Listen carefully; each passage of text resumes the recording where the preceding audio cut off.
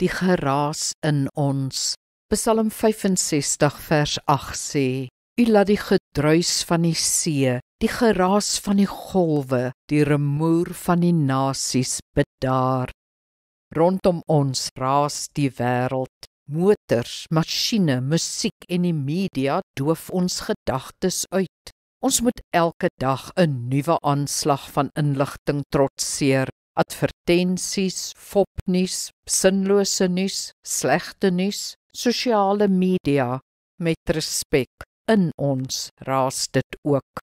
Bekommernis, ontsteltenis en uitdagings maal konstant deur ons gedagtes. Die geraas in en om ons maak ons siek en maak ons doof vir God, want hy skree nie, hy praat sag diep in ons gees.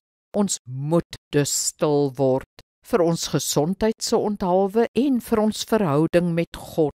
Ons moet die geraas kan uitsny en die stilte kan betree.